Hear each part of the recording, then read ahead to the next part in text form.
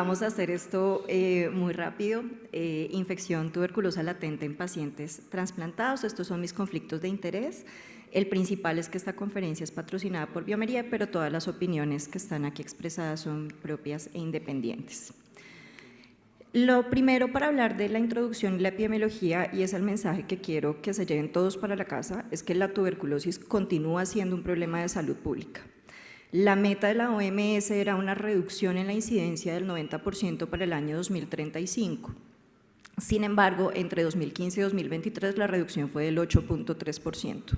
Estamos muy lejos de las metas y detectar el estado de latencia en población en riesgo es fundamental para controlar la enfermedad.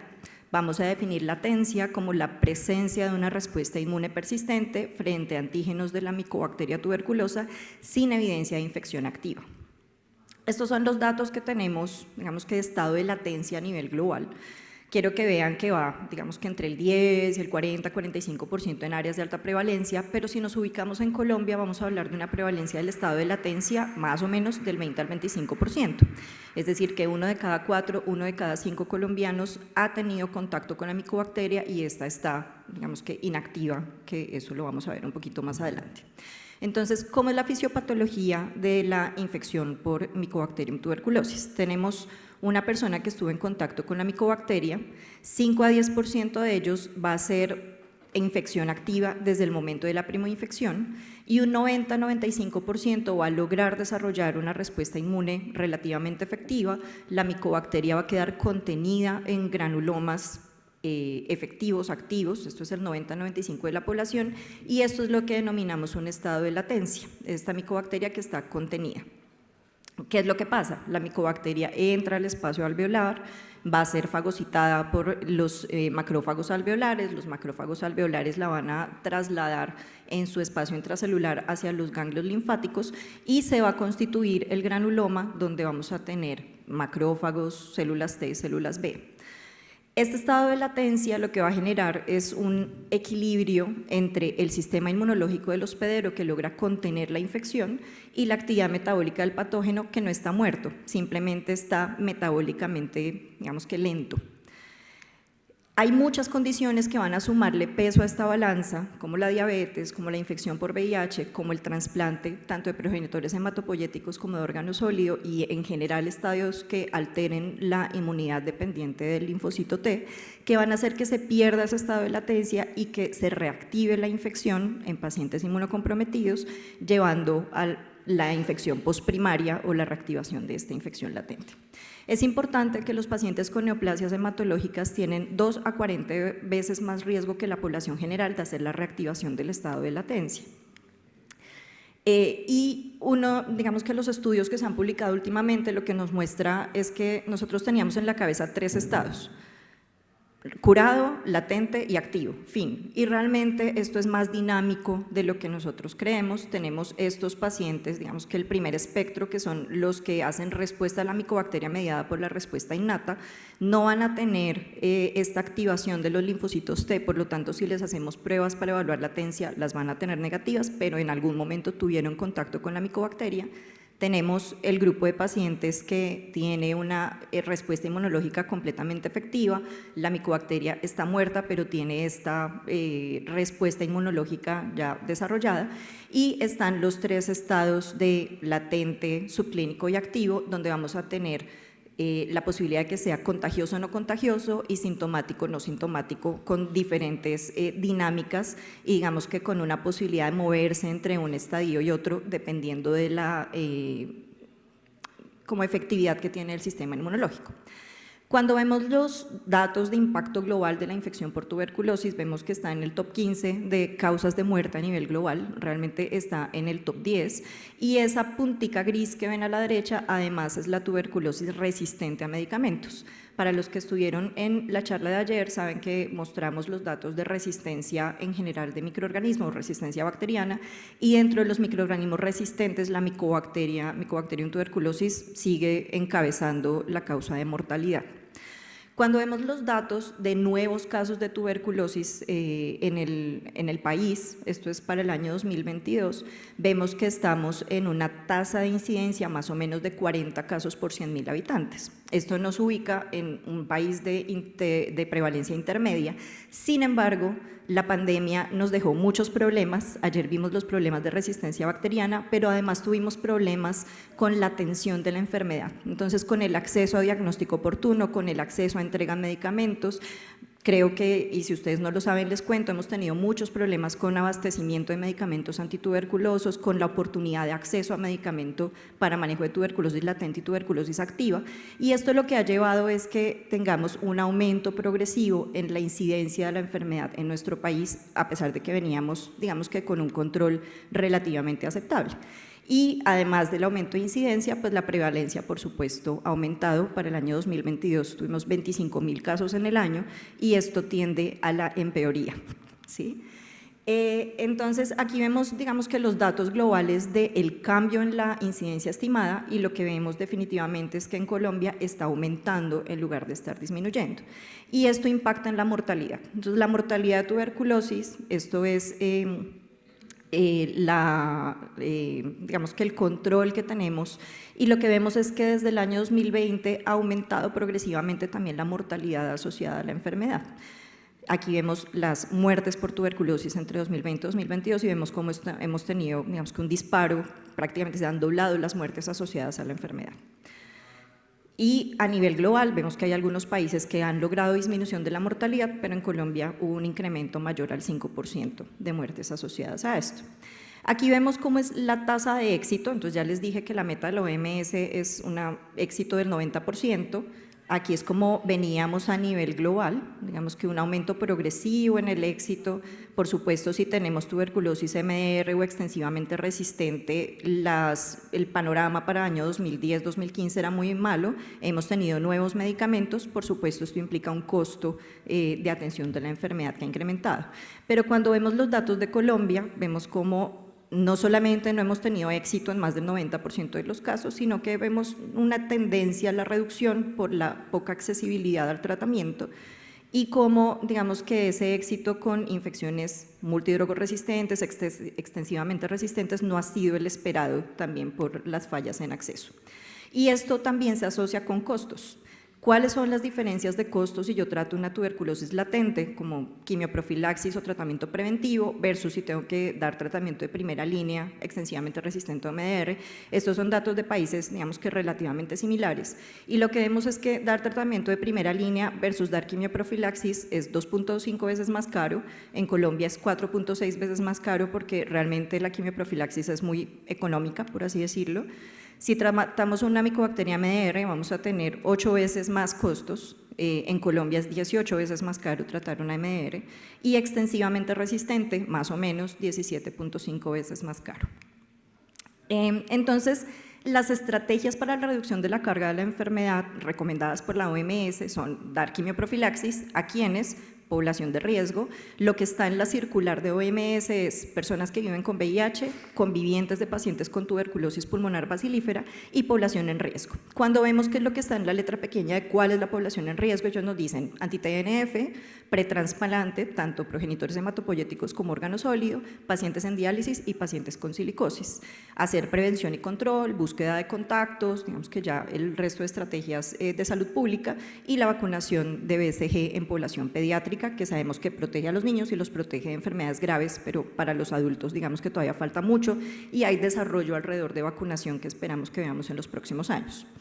¿Cuál es la realidad en los pacientes con malignidad hematológica y trasplante? Aquí vemos los datos de cuál es la incidencia o la frecuencia de tuberculosis por región. Entonces recuerden que nosotros estamos aquí en incidencia intermedia, más o menos 40 casos por 100.000 habitantes, y esperaríamos una frecuencia de 2.2% por 100 pacientes atendidos con cáncer. Esta revisión sistemática que fue publicada en el 2017 reúne muchos estudios de población oncológica, y aquí lo que quiero llamarle la atención es cuál es la tasa de incidencia conglomerada. Entonces miren que en todos los estudios, es decir, todos los pacientes con cáncer, 1.400 casos por 100.000 habitantes. Recuerden que en población general hablamos de 40, ¿sí? Cuando vemos en ciudades o en áreas de incidencia intermedia, que sería Colombia, en población oncológica serían 1.800 casos por 100.000 habitantes. Y si nos vamos específicamente a pacientes con neoplasia hematológica, 2.500 casos por 100.000 habitantes en general y solamente en incidencia intermedia 2.600 casos por 100.000 habitantes. El escenario de trasplante, 3.200 casos por 100.000 habitantes, es decir que la enfermedad es 20-25 veces más prevalente en población oncológica y 30 veces más prevalente en población trasplantada. ¿Qué estudios tenemos? Entonces, este es en población con leucemia aguda y anemia plástica, donde hicieron el tamizaje con ensayos por liberación de interferón. Ellos tamizaron 269 pacientes, principalmente leucemia mieloide aguda, y vemos que la prevalencia de tuberculosis latente era cercana al 8%. De estos 19 pacientes positivos, a 18 les dieron tratamiento con isoniazida por 6 meses. Miren que 6 pacientes fueron llevados a trasplante después de tratar la tuberculosis latente y 3 pacientes tuvieron hepatotoxicidad. Uno de ellos tuvo que suspender la isoniazida por la hepatotoxicidad. ¿Qué es importante de este estudio? Que este es un área de baja prevalencia, esto es italiano. Y que de los pacientes a los que se les hizo tamizaje tuvimos casi un 10% de resultado indeterminado, de esto vamos a hablar un poquito más adelante. No hubo ningún caso de tuberculosis activa a 11 meses, miren que ellos trataron pues, a casi todos los pacientes que tenían tuberculosis latente. La recomendación que ellos dan es tamizar y manejar en pacientes candidatos a quimioterapia curativa. Digamos que ahí es muy importante el trabajo de la mano entre hematología e infectología para definir qué pacientes podrían ser candidatos a recibir este manejo.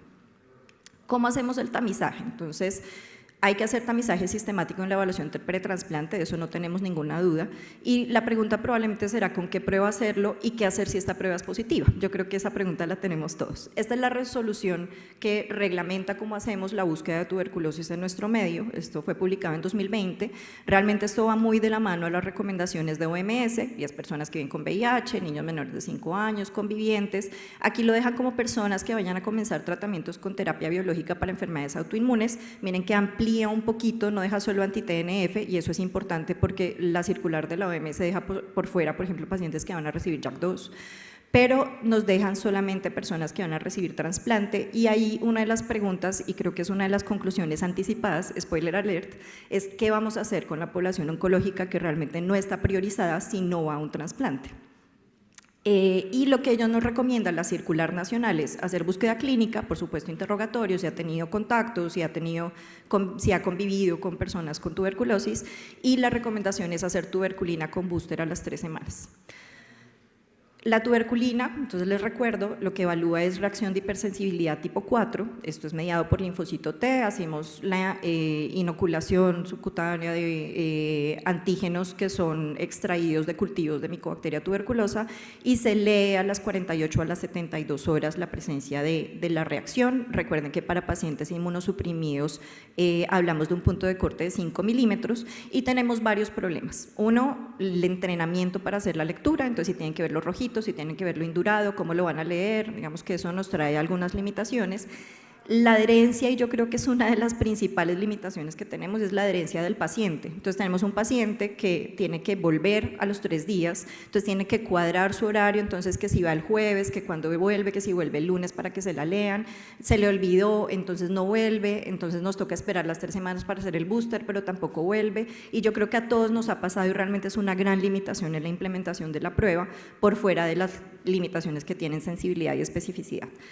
Tenemos falsos positivos cuando el paciente ha tenido contacto con micobacterias no tuberculosas y digamos que podemos tener un rango de falsos positivos en personas vacunadas con BCG, aunque hay algunas revisiones sistemáticas que nos hablan de que esa falsa positividad disminuye si han pasado más de 11 años después de la vacunación, pero es importante tenerlo presente, y falsos negativos en casos de inmunosupresión. Si yo no tengo un linfocito T funcional, no tengo cómo responder a la prueba y que esté negativa no quiere decir que no la tenga.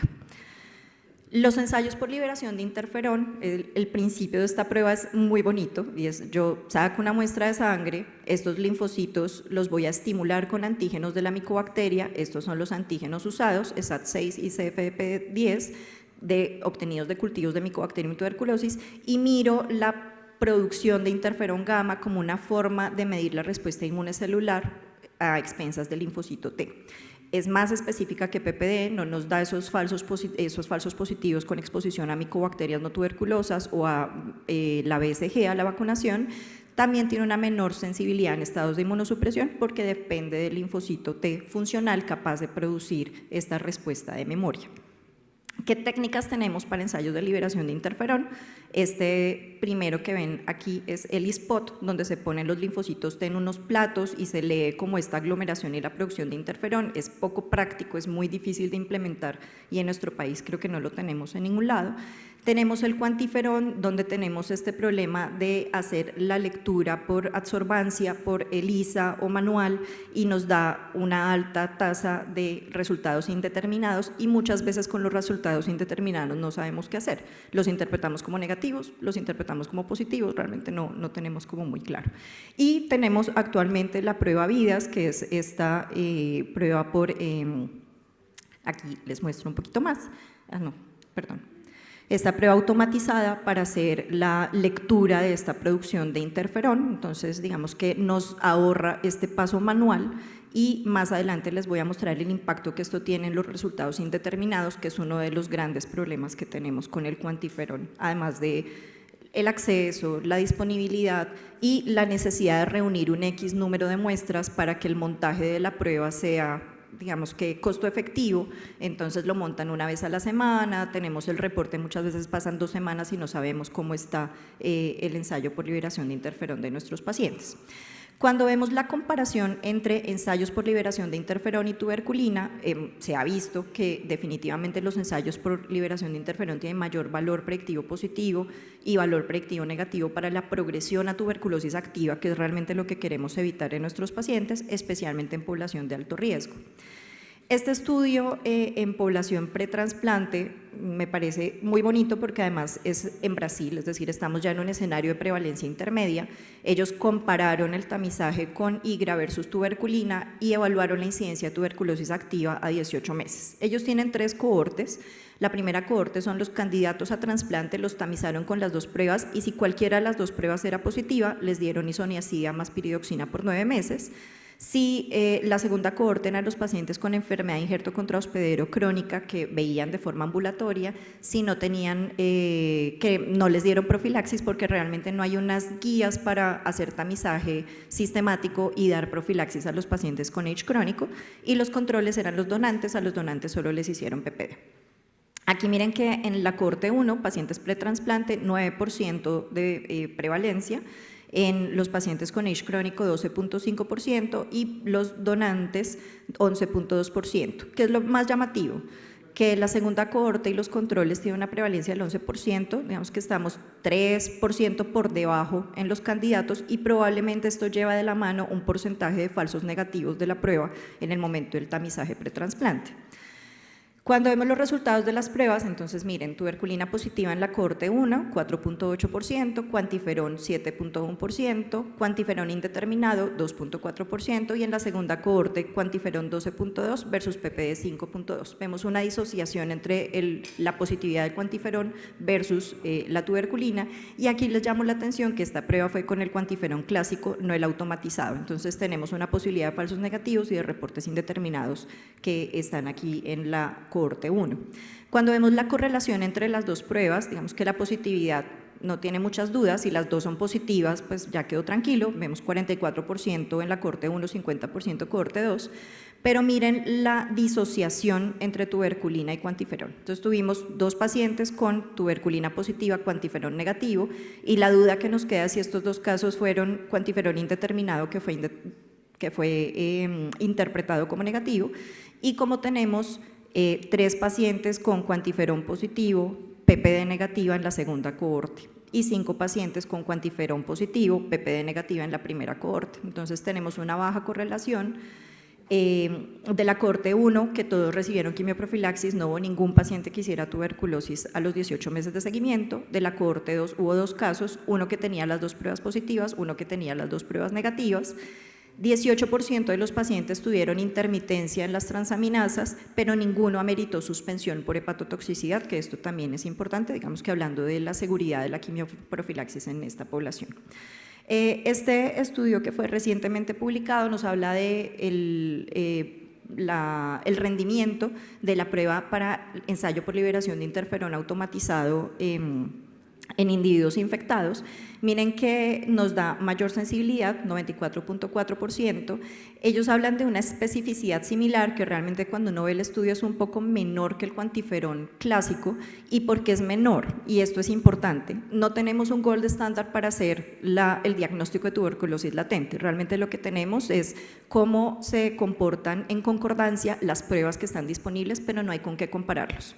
Entonces, en la concordancia, el VIDAS tuvo mayor detección de pruebas positivas que eran negativas por cuantiferón, pero estadísticamente detectan mayores niveles de interferón gamma. Entonces, muy probablemente no eran falsos positivos del VIDAS, sino falsos negativos del cuantiferón clásico, y eso es importante tenerlo presente. Y los resultados indeterminados que están aquí abajo, miren cómo tenemos 1 versus casi 10%. Entonces, ese problema de los resultados indeterminados también nos ayuda un poco a contenerlos. Es importante recordar, esto se los mostré al principio, cuál es el espectro de la enfermedad y qué espectros de la enfermedad nos van a dar tanto ensayo por liberación de interferón como tuberculina positiva, y realmente son todos los que no hayan tenido respuesta innata, que no haya sido control de la infección por respuesta innata. Y esto es importante porque si un paciente ya tuvo tuberculosis o ya tuvo tuberculosis latente y recibió manejo, pues no le repito la prueba va a salir positiva siempre y no vamos a saber qué hacer con ese resultado. No hay que repetirla y hacen falta más estudios para poder aclarar la diferenciación de los estadios clínicos. Este estudio es muy bonito, fue publicado este año y nos habla del inmunofenotipo y los biomarcadores para hacer la diferenciación entre tuberculosis activa y latente. Hablan de metagenómica, de transcriptoma a nivel ganglionar en las muestras, y a pesar de que es un primer acercamiento, muy probablemente en próximos años tendremos mejores formas de hacer la diferenciación entre tuberculosis activa y latente.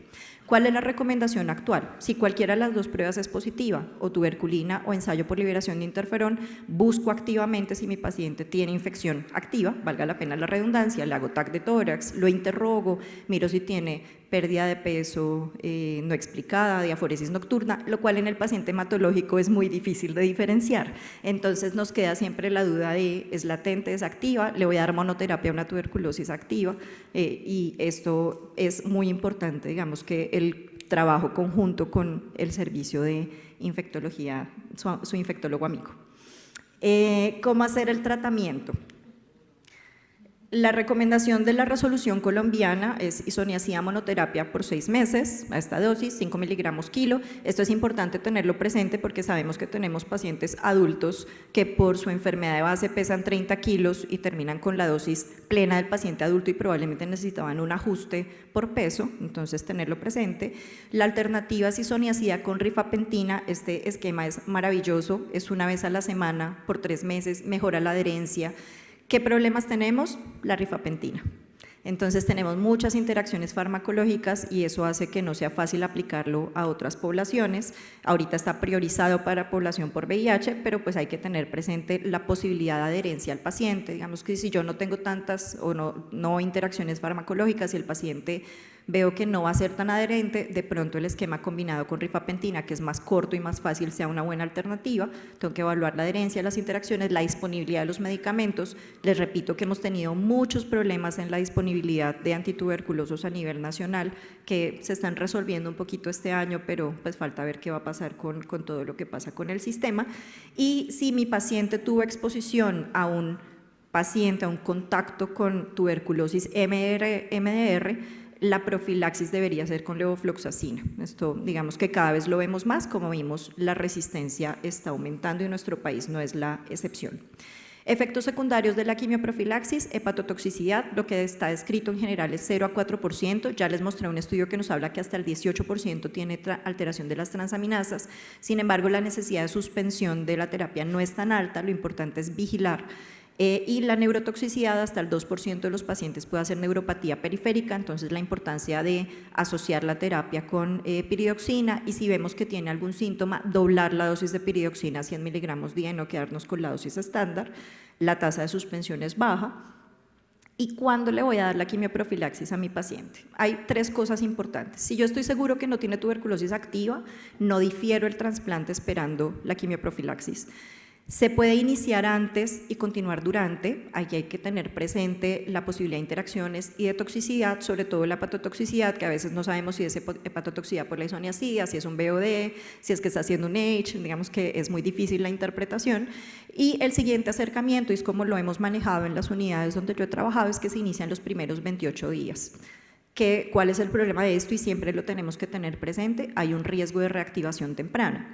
¿Qué series de casos? Este es un estudio muy grande de EBMT y aquí lo que vemos es en qué momento reactivan la tuberculosis los pacientes que hacen tuberculosis post-trasplante.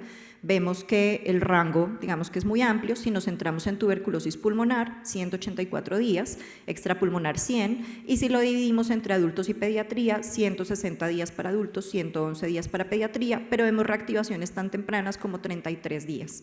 Entonces es muy importante tenerlo presente. Aquí tuvieron una prevalencia de 0.2% en trasplante halogénico y 0.025% en trasplante autólogo. Esto es población total, no que tuvieran tamizaje para tuberculosis latente positiva, eso también es importante. Y la mortalidad asociada fue del 16% a 6 meses y del 18% a 1 año. Entonces, es muy importante detectarla a tiempo, es muy importante tratarla, es muy importante hacer seguimiento, y si vamos a iniciar el manejo en el escenario post-trasplante, que probablemente es el más fácil por tolerancia y por interacciones, hacer una vigilancia muy juiciosa de los cuadros clínicos que nos puedan insinuar una reactivación temprana de la tuberculosis en el primer mes post-trasplante. Para finalizar, entonces, la tuberculosis es un problema de salud pública. A nivel local y global estamos muy lejos de las metas propuestas por OMS. Los pacientes con malignidad y trasplantes son especialmente vulnerables, y aquí una de las preguntas que yo les dejo es si de verdad necesitamos tamizar solo los pacientes pretrasplante o si estamos llegando tarde al tamizaje y debería tamizarlos al momento del diagnóstico de la enfermedad oncológica. Y si los tamizamos al momento del diagnóstico de la enfermedad oncológica, ¿qué vamos a hacer? ¿Los tratamos a todos? ¿Los vigilo y espero? ¿Sí? Digamos que hay mucho todavía por desarrollar porque no hay ninguna guía que nos aclare qué hacer en esos escenarios. En escenarios de baja prevalencia, Estados Unidos, Europa, dice tamícelos a todos y trátelos, pero nosotros somos un escenario de prevalencia intermedia donde no tenemos muy claro qué es lo que deberíamos hacer. La detección de la tuberculosis latente hace parte de la mitigación del riesgo. Las pruebas automatizadas como el VIDAS-TB-IGRA tiene múltiples ventajas en sensibilidad, en facilidad de aplicación de la prueba, en oportunidad del reporte. Tenerlo en 24 o 48 horas me permite tomar decisiones mucho más oportunas y menos reportes indeterminados comparado con el cuantiferón tradicional. La realización temprana de las pruebas va a disminuir el riesgo de falsos negativos, y por eso también nuevamente hablo de la necesidad de tamizar al momento del diagnóstico de la enfermedad oncológica antes de iniciar líneas de quimioterapia. Pero ¿qué vamos a hacer con esos pacientes que encontremos positivos? Claramente no se debe diferir el trasplante en pacientes con diagnóstico de tuberculosis latente. En nuestro medio se debe dar quimioprofilaxis. Mi recomendación es considerar el inicio en los primeros 28 días por trasplante, por adherencia, reacciones adversas e interacciones. Y la enfermedad tiene un espectro que aún no está completamente comprendido y hay muchos estudios alrededor de esto. Necesitamos trabajo multidisciplinario. No solamente que el médico tratante pida la prueba, que el laboratorio la haga, que infectología dé el apoyo, la interprete y dé como la directriz de qué hacer con estos pacientes, que la farmacia lo entregue, que el asegurador asegure, valga la pena la redundancia, la disponibilidad del medicamento, y el apoyo gubernamental, que en teoría son los encargados de la compra centralizada, donde hemos visto muchas fallas últimamente para lograr esta prevención exitosa. Es muy triste llevar a un paciente a trasplante con todo lo que ello implica en costo social, económico para el sistema, para que el paciente se muera de una enfermedad prevenible. Muchas gracias.